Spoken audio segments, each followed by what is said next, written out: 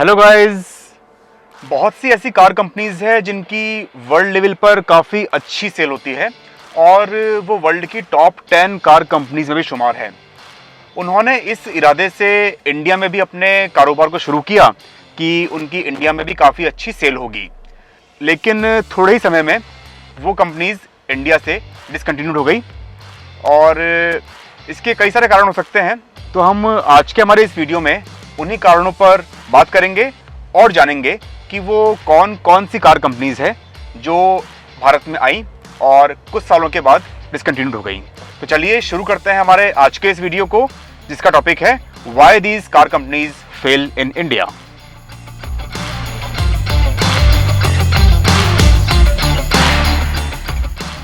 अपने कुछ cars Opel कोर्सा, extra और वेक्ट्रा के साथ अपने कारोबार को इंडिया में शुरू किया था। साल 2000 तक तो उनकी बिक्री फिर भी एवरेज हुई, लेकिन 2006 आते आते ओपेल ऑटोमोबाइल्स का इंडिया में डाउनफॉल शुरू हो गया। उनकी इस डाउनफॉल की मुख्य वजह रही ओपेल का पुअर सर्विस नेटवर्क और उनकी गाड़ियों का हाई प्राइस होना, क्योंकि कस्टमर्स को इससे कम कीमत में इससे बेहतरीन विकल्प उपलब्ध थे और इस वजह से ओपेल की गाड़ियां कोई लेना पसंद नहीं करने लगा। इसके बाद साल 2006 में ओपेल ऑटोमोबाइल्स ने अपनी कार्स को भारत से डिसकंटिन्यूड कर दिया। ओपेल का मैन्युफैक्चरिंग प्लांट गुजरात के हलोल में था, जहां इस वक्त एमजी मोटर्स की गाड़ियां मैन्युफैक्चरिंग की जा रही है। जनरल मोटर्स विश्व स्तर पर चौथी सबसे बड़ी कार मैन्युफैक्चरर कंपनी है। शेवरले की हैचबैक, सिडान, एसयूवी सभी कैटेगरीज की कार्स आया करती थी और शेवरले की अगर बात करें कुछ फेमस कार्स की तो वो Chevrolet Tavera, Cruze and Beat थी, जिसकी इंडिया में काफ़ी अच्छी बम्पर सेल हुई। लेकिन समय के साथ अपनी गाड़ियों के फेसलिफ्ट वर्जन लॉन्च ना करना और नए मॉडल्स लॉन्च ना करना शेवरले के डाउनफॉल का रीज़न बना।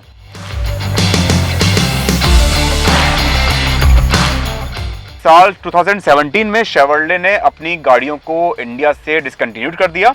वैसे तो शेवरले काफ़ी बड़ी कार कंपनी है और विश्व के 160 कंट्रीज में शेवरले की गाड़ियां सेल की जाती हैं और ये वर्ल्ड लेवल पर टॉप 10 गाड़ियों में शुमार भी है।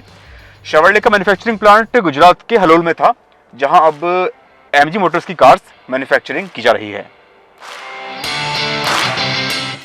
फिएट, जो कि जानी जाती है अपने बेहतरीन इंजन्स के लिए, लगभग 125 साल पुरानी कंपनी फिएट मोटर्स ने साल 1996 में इंडिया में अपनी cars Fiat Uno and Fiat Palio के साथ कदम रखे थे और स्टार्टिंग में उनकी सेल कुछ एवरेज हुई, लेकिन जैसे जैसे वक्त बीता फिएट मोटर्स की सेल में कमी आती गई, क्योंकि बायर्स को दूसरी कंपनीज में और अच्छे ऑप्शंस कम कीमतों पर मिलने लगे। इसके साथ ही फिएट मोटर्स का पुअर सर्विस नेटवर्क भी फिएट के डाउनफॉल का रीज़न बना। फाइनली साल 2018 में फिएट ने इंडिया से अपनी कार्स को डिसकंटिन्यू कर दिया। इससे पहले फिएट के कुछ और मॉडल्स, जिसमें फिएट लीनिया एंड पुंटो शामिल थे, वो भी फिएट ने लॉन्च किए, लेकिन फिर भी फिएट की सेल में कुछ खास इजाफा नहीं देखने को मिला। इसलिए फाइनली फिएट को अपनी कार्स को भारत से डिसकंटिन्यूड करना पड़ा। अगर बात करें आज के समय की, तो आज भी फिएट के इंजन्स भारत की सबसे बड़ी कार निर्माता कंपनी मारुति की गाड़ियों में आते हैं। फिएट का मैन्युफैक्चरिंग प्लांट महाराष्ट्र के रंजनगांव में था। डेवू मोटर्स ने साल 1996 में बेहद ही चुनिंदा मॉडल्स मैटिज, सिएलो एंड नेक्सिया के साथ इंडिया में अपने कारोबार को शुरू किया था। स्टार्टिंग में इनकी भी सेल ठीक ठाक हुई, लेकिन जैसे जैसे वक्त बीता वैसे वैसे डेवू मोटर्स की कार्स का हाई प्राइस होना इंडियन बायर्स को कहीं ना कहीं नहीं लुभा पाया और थोड़े टाइम में इनकी बिक्री इंडिया से काफ़ी कम हो गई और फाइनली साल 2003 के आसपास डेवू मोटर्स भी इंडिया से चली गई। डेवू का मैन्युफैक्चरिंग प्लांट उत्तर प्रदेश के सूरजपुर में था। इस कार कंपनी के बारे में शायद ही आपने सुना होगा, लेकिन आपको जानकर हैरानी होगी कि कार कंपनी ने करीब 60 साल तक भारत में व्यापार किया था। 1970s एंड 80s के आसपास स्टैंडर्ड मोटर्स की कार्स इंडियन रोड्स पर चला करती थी, लेकिन 85 के आसपास जैसे ही मारुति की लॉन्चिंग हुई, स्टैंडर्ड मोटर्स की कार्स को इंडियन बायर्स ने खरीदना कम कर दिया। इसका मेन रीज़न रहा इसकी कार्स डिज़ाइन का ओल्ड डिज़ाइन होना, और फाइनली कुछ ही टाइम में स्टैंडर्ड मोटर्स ने अपनी कार्स को बंद कर दिया। इसका मैन्युफैक्चरिंग प्लांट तमिलनाडु के चेन्नई में था। हिंदुस्तान मोटर्स की एम्बेसडर कार, जो कि 1980s के दशक तक इंडियन रोड्स की शान हुआ करती थी। लगभग हर पॉलिटिशियन के पास हिंदुस्तान मोटर्स की एम्बेसडर कार मिला करती थी। साल 1948 में शुरू हुई हिंदुस्तान मोटर्स सबसे लंबे वक्त तक इंडियन मार्केट पर राज करने वाली कार कंपनी थी।